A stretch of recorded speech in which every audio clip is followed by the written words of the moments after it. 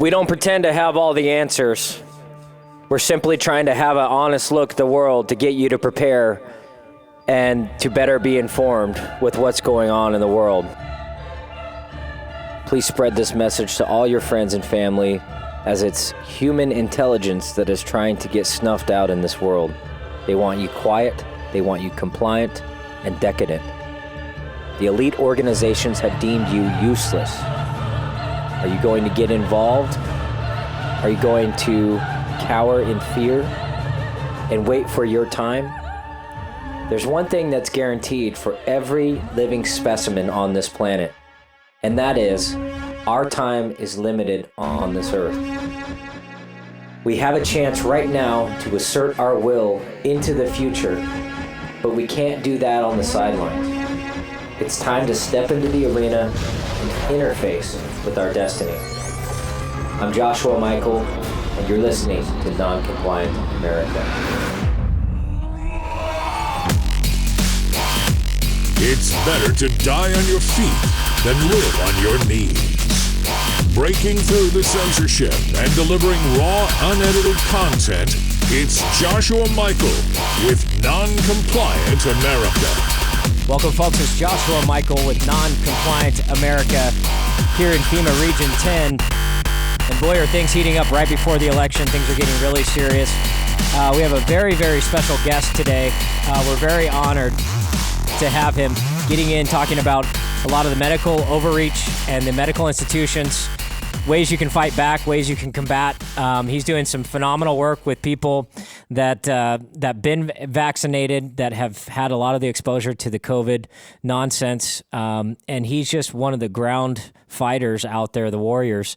That's definitely going to be going back into the history books. And it's things that our grandparents and great-grandparents and grandkids are all going to be talking about with the work that folks like him and doctors like him, that they're fighting back. They're not sitting down. They're not standing by. They're not going to things. But more importantly, we're getting into a parallel constructed scenario where the whole medical industry is having a giant fork. Now you have the bureaucracies and the big pharma and all those major institutions trying to do a power grab, but you have individuals like this guest that I'm just about to introduce, really taking the reins and fighting back, getting back in touch with the grassroots and the fundamentals of what being a health practitioner means and how important it is.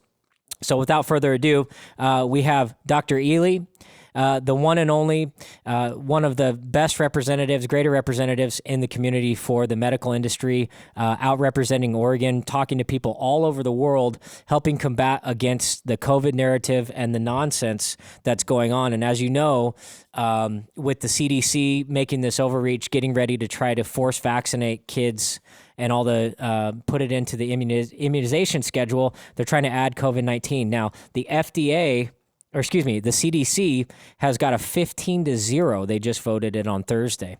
And it's crazy. But Dr. Ealy, all the great work that you're doing, everything, you're just right in the mix of it. You're right in the heart. I know that you're practicing getting into, the recovery process and kind of educating people on ways that you can combat and things that seem to be working. But again, this mystery bioweapon that's been injected into all these people and spreading out everywhere, we still don't quite know what it is. It's just a massive experiment. You have Pfizer representative admitting that it's definitely an experiment, and they didn't even know what the outcome was and everything else. So what kind of things are you getting into? First of all, welcome to the show. We really appreciate you being here and taking the time. I know you're burning the candle at both ends, like we were talking about earlier. What could you say to my audience? First, tell them, let's give a kind of a summary with what you've been working on and what kind of great work that you see out there. Well, first of all, Joshua, thanks for having me. I mean, this is fantastic. It's always a pleasure to speak with folks who are helping to get the truth out there. They censor us, but all they did was create more of us, and it's great to work with folks like you. So thank you for everything you're doing. And thank you for everybody who's listening in and staying informed on what I think is the most important topic in human history at this point. We're talking about one group that is, in my opinion, attempting to murder for profit. that, they are setting the stage for genetic modifications of every age range all around the world, and unleashing the gates of genetic hell upon our own genome in the process. I think when we get into an issue like this, it's important to have a mission, and so I have three missions that I focus on every day. One, to help people who are hurt by the shots and hurt by the infections. I've been doing that since 2020 on a volunteer basis, still do it. Number two is to hold people accountable for these crimes. You don't get to commit criminal data fraud and willful misconduct and malfeasance and false statements, and even worse, that we are concerned maybe underlying there things as far as treason, down there. Like, we have to make sure people are not above the law. It doesn't matter how much money you have in your account or how many times you've been on, CNN. If you broke the law, are going to be held accountable. That's what our country is about.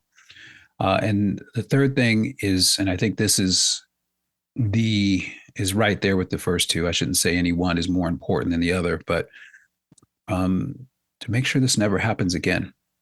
This has been, without a doubt, the worst, most joyless time in my lifetime. And I know that's even worse for so many people out there who suffered, who've lost loved ones, who lived in fear. I mean, how many of our seniors lived in fear and didn't even go outside because they thought if they walked outside, they were going to die?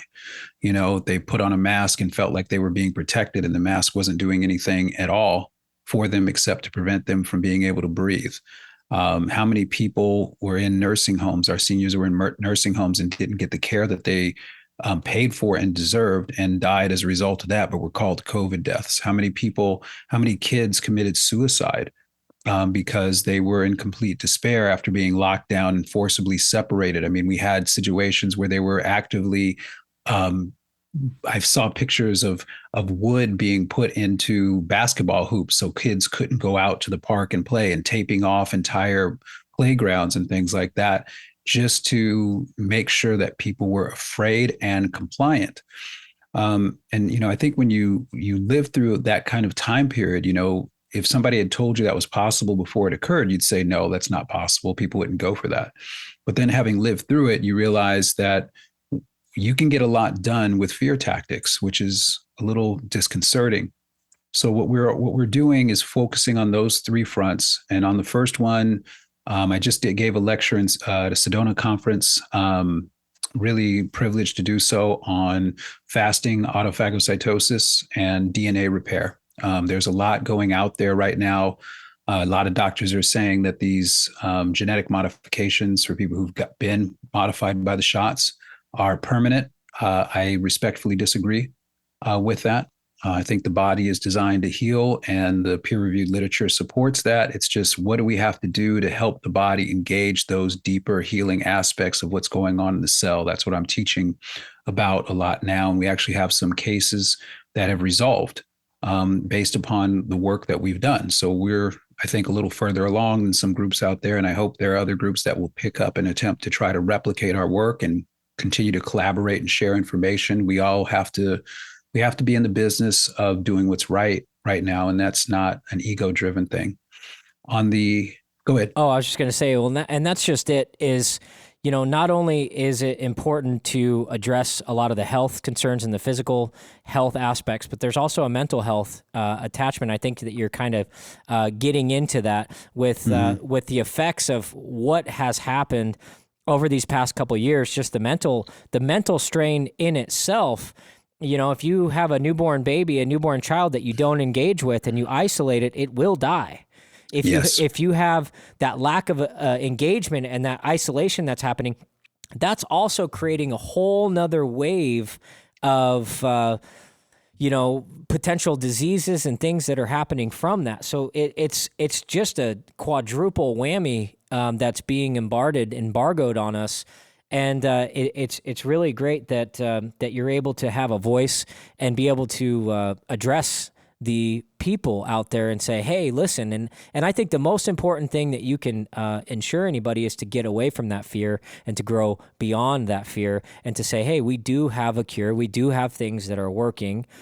You don't have to be scared. You don't have to live in regret and live in fear for the rest of your life.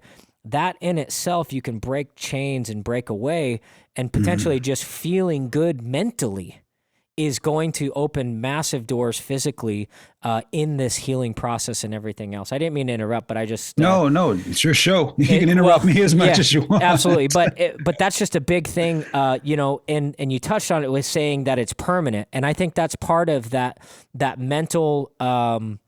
The mental fear and mental prison that has been put on people from COVID is for them to think, and the PR and propaganda that's out there to say that this is permanent. And that's great that you disagree with that, because I disagree too. I think people and the human body is phenomenal and is capable of overcoming, anything. It's just phenomenal what the human body can do. But the best thing that you want to do is think positively and believe in toward those goals and end things. I mean, think about it, 400 years ago, we didn't have power, we didn't have electricity, running water, cell phones, nothing like that. So just what we've evolved into and how we've evolved, to think that we've reached the limit is just, it's ignorance. We're always growing and expanding, and yeah, the first and most important thing for people to do is just stand up, understand that there are cures, there are avenues, there are resources. There's still really good people out there. And so we don't have to just because we see so much negativity everywhere, we don't have to be, give up on life. And, some people have done suicide and different things like that. We need to reach out to our communities and reach back out to our friends and families. Despite what side of the aisle that you're on, it's extremely important, and it does have a health effect with what your social skills and social circles are like. So, what's nice about a couple things that you said in there? When we talk about sides of the aisle, I think we have to remember that the aisle is what we all walk down to get to those sides. That's right. So we have to remember that the aisle is not something to be afraid of, right? That's the same path we all have to go down. Then we make a choice to left or right. I make a choice to say neither on that. I'm independent, and I tell everyone I'm not a Democrat. I'm not a Republican. I'm an American. Yep. And I'm very proud of that. I love my country very much. I'm going to fight for it, of course. I think you said something early on in there that was really important. There's a anthropologist by the name of Ashley Montague. Decades ago, he wrote a book called Touching. And in that book, he alluded to that exact study that babies, when they're born, if they are not touched, will die. If the worst thing you can do is isolate and ignore a human being, that's why it's one of the practices used in prison systems, where you will isolate and you put basically a prisoner in solitary confinement. That's what they did with the lockdowns. And that's why the lockdowns, one of the many reasons why they were so disastrous, because it is against our nature. We are communal people. It's built into how we enjoy food. Food is meant to be a celebratory event where everybody is kind of making it together and music is playing and we're enjoying and talking. Like, this is the way that when we thrive as human beings, and this is that incredible community and family atmosphere that makes us feel like everything makes a little bit more sense, right? Anything that has love in it makes us feel a little bit more about that. So we love picking fights with bad people, to be honest with you. So I enjoy it. It ain't easy. It's a lot of work. Yeah, I do burn the candle at both ends. I'm up till 2, 3 in the morning, right? But we're fighting them on the federal front as well with the grand jury petition. So people can go to beyondthecon.com and check out our work on that front. But folks, I got to tell you, this is an event right now where we got to be a part of our own rescue, and we have to be willing to stand now. Stand here, stand now, that we are going to make sure that the most important thing we do is that we never let hate into our hearts, because that's the only way the evil is going to win. Wow, powerful words. Hey, you guys are listening to Dr. Ealy. You're on Non-Compliant America with 104.3 KSLM 1220 AM.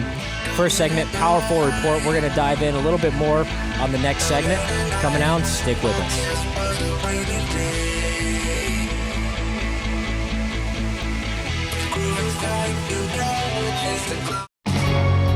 Broadcasting from the formal state of Oregon in FEMA Region 10, it's your host, Joshua Michael. Welcome back, folks. Talking back with Dr. Ealy and all the important work that he's doing and hitting all the fronts, you know, dealing with the federal grand jury issue that he has with Senator Thatcher and a couple others. And he's tied in with that, really fighting back against the system and, more importantly, the narrative. Because you got to understand, we aren't just fighting a battle of our health and a battle of our wits and anything else. It's really a battle of our minds and the consciousness. More importantly, it's a battle for our children's minds and our children's consciousness and our children's future. The thing that's being overlooked, I think the most important thing that's being overlooked right now is the effect that this has had on our children. Right? We aren't even going to see the things that has happened to our children over these past 2 years for 10 years or 15 years when they're a teenager or they're a young adult or an adult, and they might have a weird quirk about something, and you'd be like, whoa, that was weird. Where'd that come from? And it could potentially stem all the way back from this exact moment, because when you isolate, you're going to have massive effects. And just like the human body and the human mind, the way that humans are all genetically, we're all kind of the same, but spiritually, we're all kind of a little bit different with that. My tyranny dog is going crazy out there. But so it's so important. And this is the really big thing when you're emphasizing love and really talking about the importance of love and touch and feeling and community.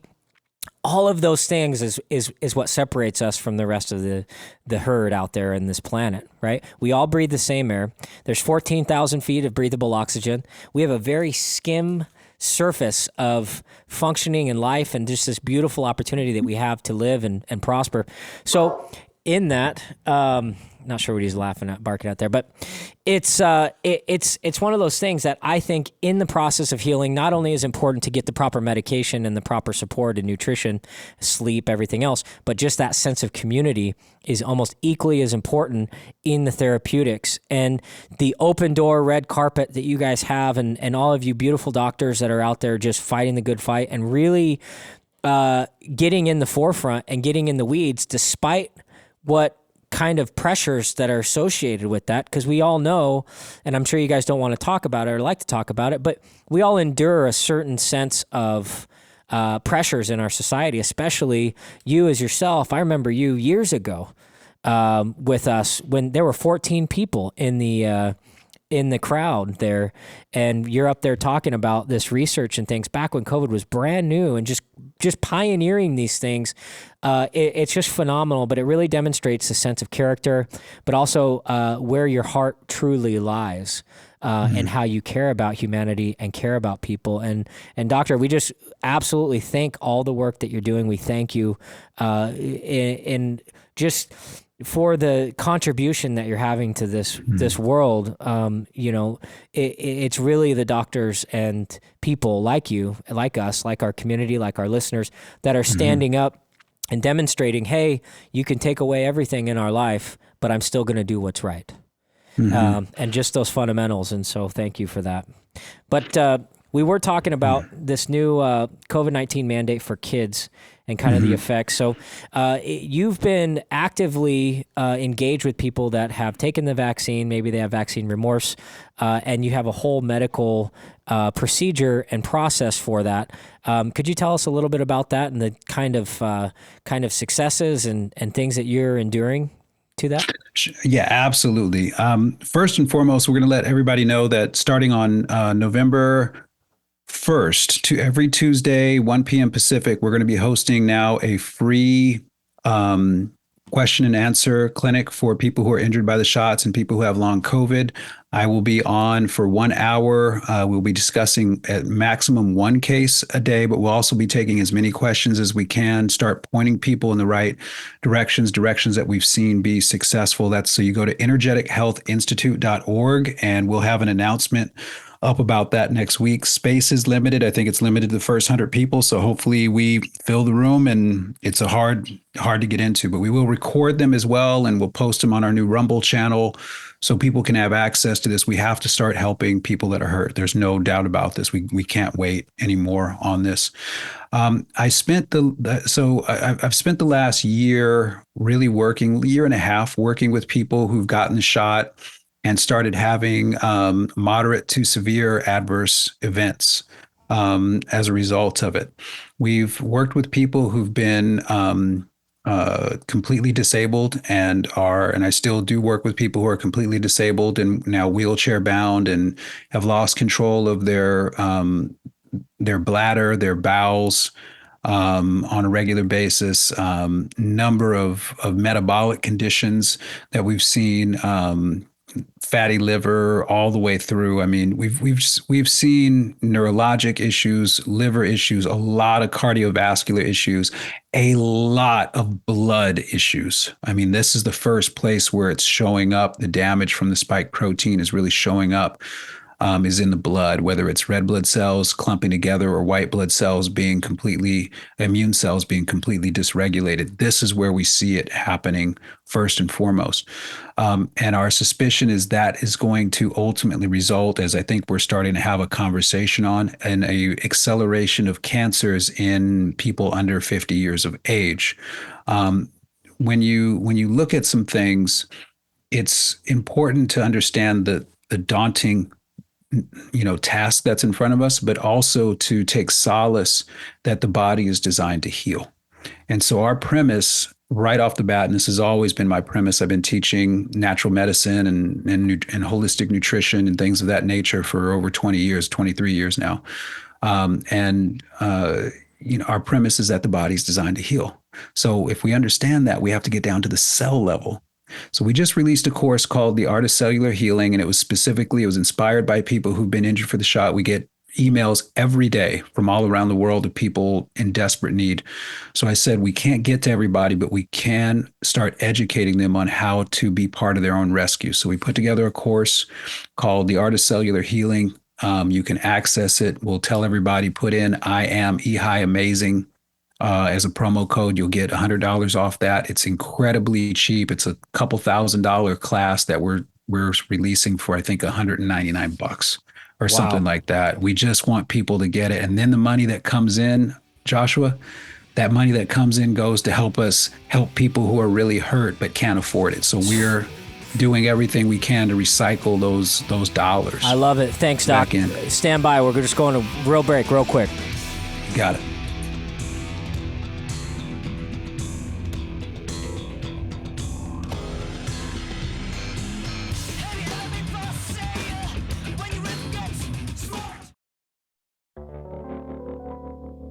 It's time to unmask the truth and expose the lies. The occupied forces do not want you to hear this broadcast. Breaking through the censorship and delivering raw, unedited content, it's Joshua Michael with Non-Compliant America. You know how I feel, drifting on by. You know how I feel. It's a new dawn, it's a new day, it's a new life for me, and I'm feeling good. Welcome back, folks. Joshua Michael, Non-Compliant America. Thank you guys very, very much for listening and tuning in. Our whole goal to be Non-Compliant America, to be non-compliant, is simply just to start thinking for yourself, self-educate, and have self-awareness, and be able to stand on that. And build your own communities. That's what the American individualism is about. The whole American ideology on being free thinking, open community in everything, down to medical, religious, all those freedoms, they're all under attack right now. And so it's important we re-exercise them and get educated on that. Now, we're talking with Dr. Ealy, one of the frontline doctors that is on the front lines with all this medical nonsense going around with COVID, and he's healing. But he's got some very key points for self-help, self-education, because as he was talking about earlier, there's no way for us to... You're not going to be able to see, not everybody is going to be able to reach out to every single doctor out there and get help. It's all about us taking control of our lives again, reinstituting our health and healthy practices. But he's putting a lot of information out there, and I'm going to put it all on my podcast. You'll be able to get it at noncompliantamerica.com. All the links, everything. Now, doctor, I want you to have as much time, we got about 11 minutes on this segment. Really lay out kind of the self-education, the self-help, really give an opportunity for people to know some of the things that we can do. Maybe they're having some symptoms, and a lot of common questions and things that you might have and be engaged with. So I'm going to give you the floor and just go ahead and lay out whatever you need to. Just let it rip. All right. Well, hey, first of all, let's give everybody resources. Number one, we did record the entire presentation that I just gave on this in Sedona. So Josh, you got the link. You can share that with your audience so everybody can watch the full length on that. We also have the follow-up course for people who are ready to take that next step and start actually being a part of their own rescue. It's called the Art of Cellular Healing. And Josh, you got the link for that. You can share that with your audience too. So you have resources. Don't feel like you have to remember everything I'm about to say right now. Just understand the big picture. The big picture here is very simple. Hunger is healing. That when you are hungry, what's happening is at your cellular level, your body is entering into a state called autophagocytosis. Let's say that again, autophagocytosis. And what it means is that your body is literally translated as self-eating. What's happening in the cell is that the cell is encapsulating things that shouldn't be in the cell in a fat bubble. Okay. Now that fat bubble will then merge with digestive enzymes that are already in the cell. And when those two things merge, the digestive enzymes break down the stuff that shouldn't be in the cell. When it breaks it down to the smallest components like amino acids, things like that, the things that can be recycled and reused. The cell reuses the things that it can't, it poops them out. So if you, for example, have been infected by SARS-CoV-2 and your cells have been infected and now they're starting to produce spike protein and other copies of the virus, then autophagocytosis will encapsulate those reproduced viruses and target them for breakdown. Now, here's a couple of little caveats here. Number one, this is an energy-dependent process. So your body needs to be able to make energy to do this. So there are nutrients involved that are essential for that, and that's something we talk about in the lecture. The second thing is that if you are on a proton pump inhibitor, it will neutralize the acids, the stomach enzymes, I shouldn't say stomach enzymes, but the enzymes within the cell that are used to break down the stuff that shouldn't be in there. So proton pump inhibitors and even statin drugs can get in the way of this process. Third, what really gets in the way of this process is overeating. And this is the big thing. It's not so much about volume, even though that is a big deal. It's about frequency of eating. And what we find is that people are typically putting calories in their body from the moment they wake until the moment that they go to sleep. So there's not enough time for the body to get into a state of hunger to even engage this process. So again, what's the message? Hunger is healing.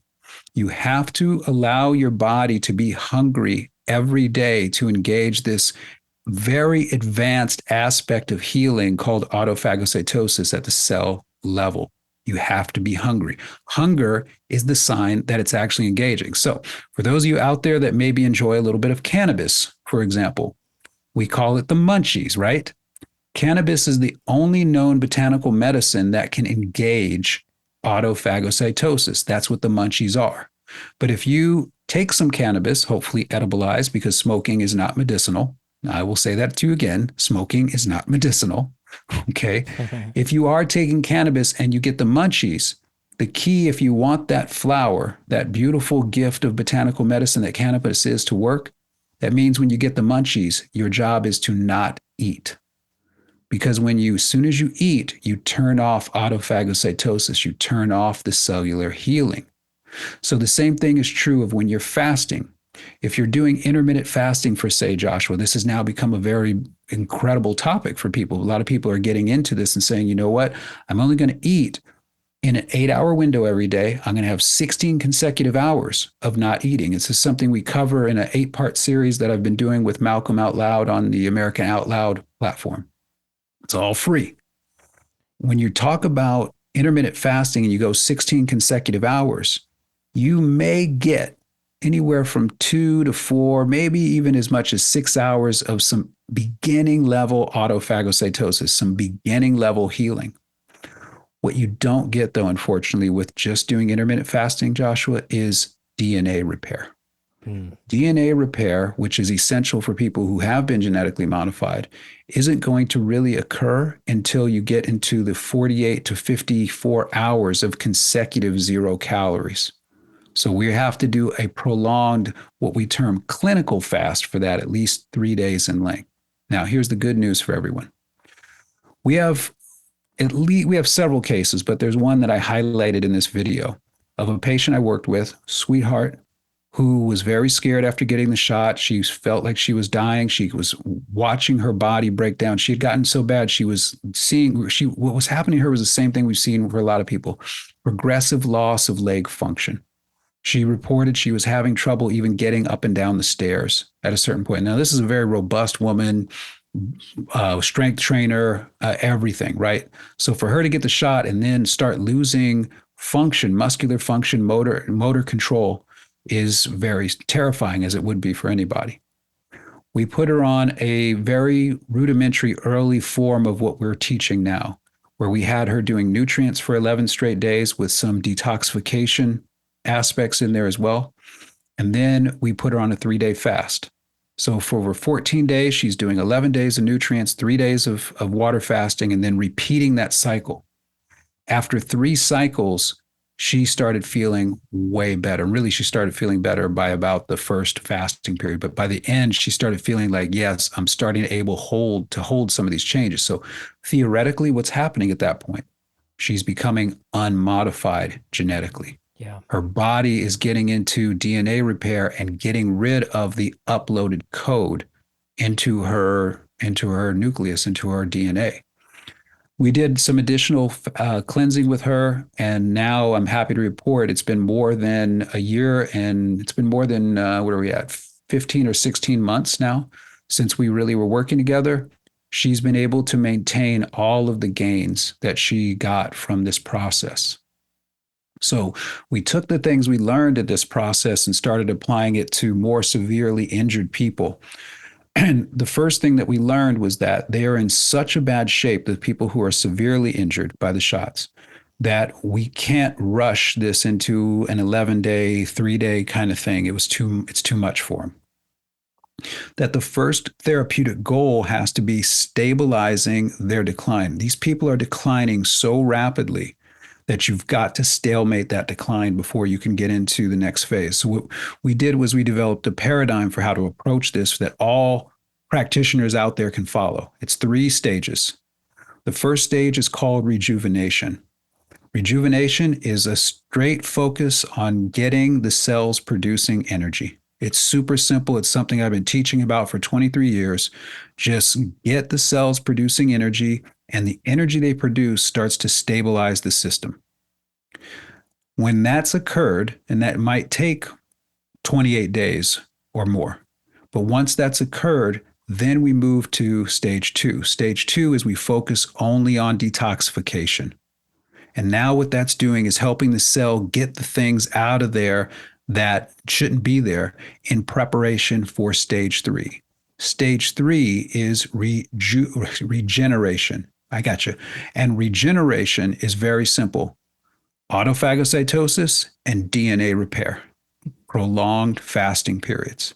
But what we do at each stage is very simple. We prepare the body for the next stage. And then once we've gone through a fasting cycle, we go back and repeat it and do it all over again. And we are constantly focused on giving the body the most optimal cellular environment for healing to occur based upon this premise. Hunger is healing, and your body at the cell level is designed to heal.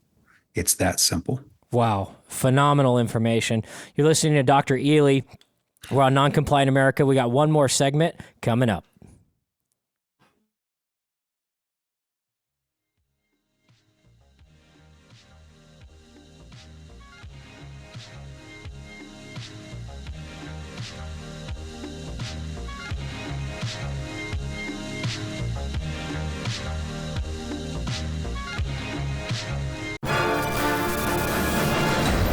It's better to die on your feet than live on your knee.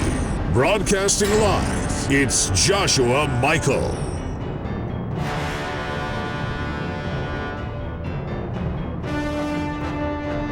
We're back with Dr. Ealy.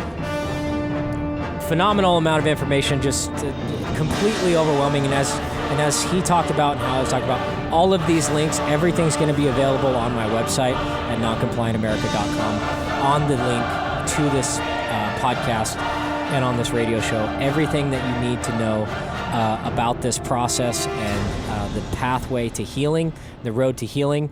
They're doing great work out there, so we definitely want to make it available for you guys and everything else. So, Doctor, shifting gears just a little bit, I know we were kind of talking about the pathway and with the with fasting and how that introduces the body into what you call autophagocytosis. If I'm saying that correctly, I'm by You're getting no means close. Autophagocytosis. There we go. Autophagocytosis, which is a huge integral part. Now, there's been a lot of reports in regards to the coroners all over the world, globally, reporting a lot of odd, what would be called the spike protein, but just these mass formations of these things that they're finding in the blood. Now, when you say that, the blood has a huge issue, and all these blood clots and different things that are coming out about it, they're finding all these crazy, strangular things in people's blood that have been vaccinated. Could you elaborate a little bit more on that? Yeah, and I would encourage people to listen to some of Dr. Peter McCullough's most recent work on this, because I think he's really solving some of this. Dr. Ryan Cole, obviously, as well. Two great resources for that specific topic. But when you understand the role of a red blood cell, when it's injured, Joshua, will rupture. And when it ruptures with the belief, or understanding that it needs to plug something up. There's a hole, blood's leaking out, we got to stop this. So when it ruptures, it turns into basically a fisherman's net. And when it turns into a fisherman's net, it's made of fibrin threads, and those fibrin threads start collecting platelets and other blood elements. And that's what starts plugging up the hole so that cells can then repair and fill in that hole. And then then enzymes will break down that blood clot, so to speak, that little small clot, right? Yeah. Well, if we have spike protein circulating in the bloodstream because a person is incessantly producing spike protein because they've been genetically modified, what that lends itself to is that a person is constantly going to be damaging red blood cells.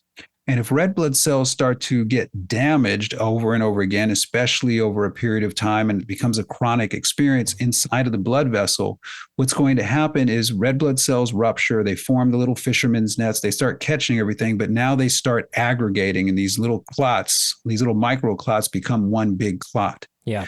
When you factor in spike protein on top of that, and that spike protein, it creates a sticky kind of red blood cell where red blood cells are getting stuck together.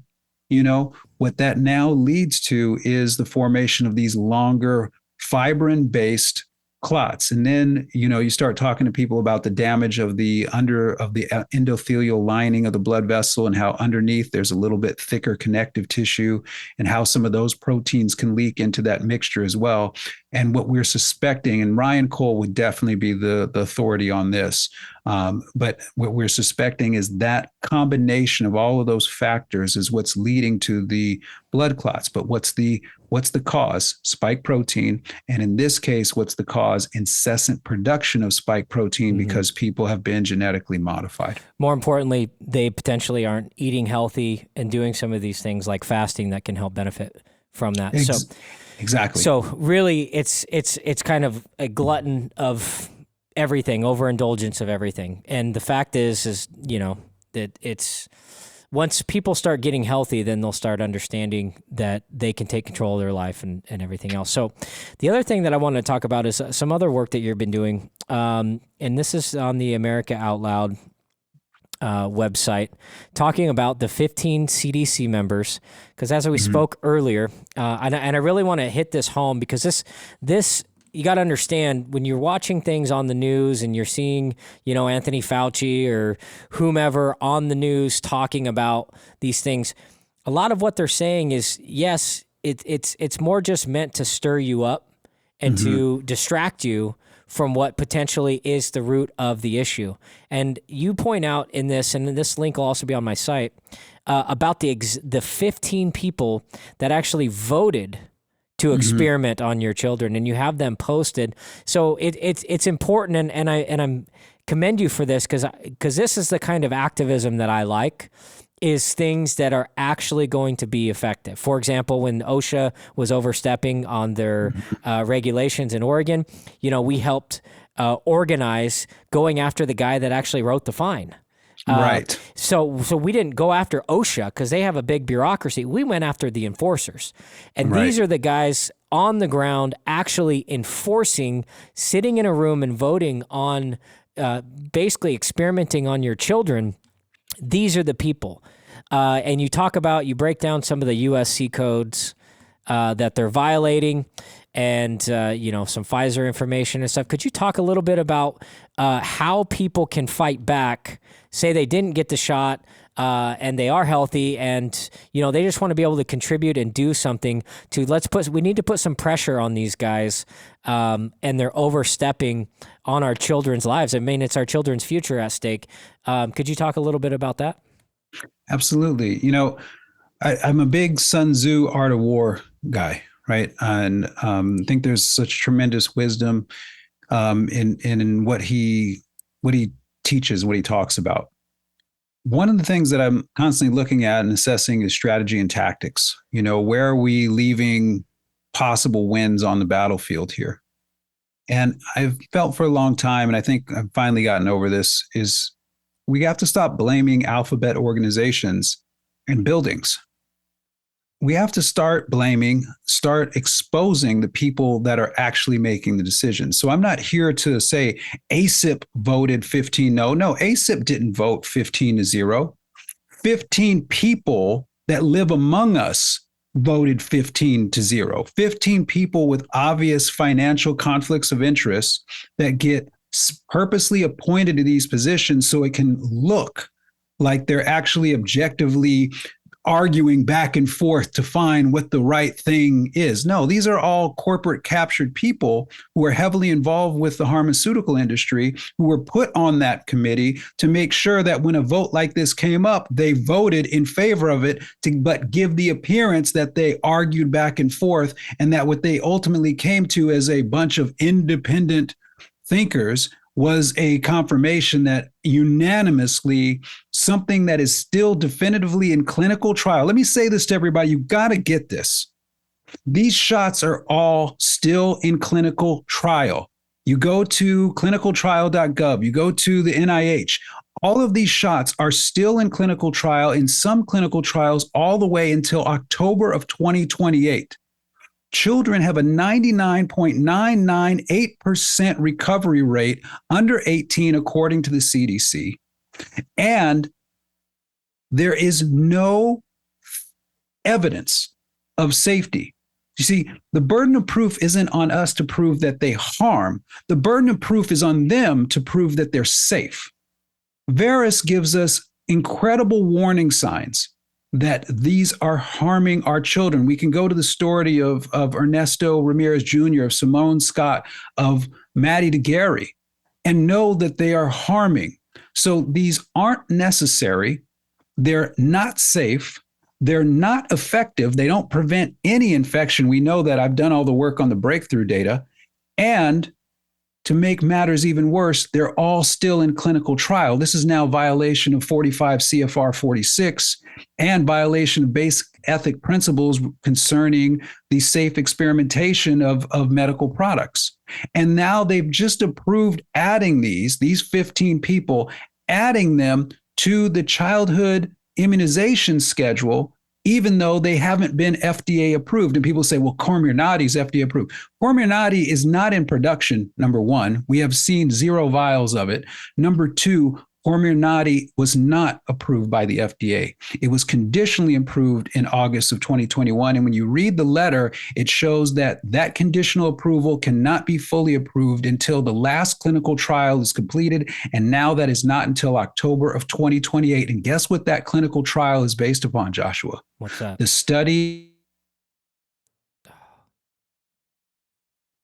So doesn't that sound like some data we would want to have a definitive study concluded on before we even consider approval, let alone adding this to a schedule that's going to affect tens of millions of families? Well, absolutely. And more importantly, to talk about these 15 people, the other thing to notate, which is really telling, is this is the third wave of people that have stepped down over the past year and a half in the CDC.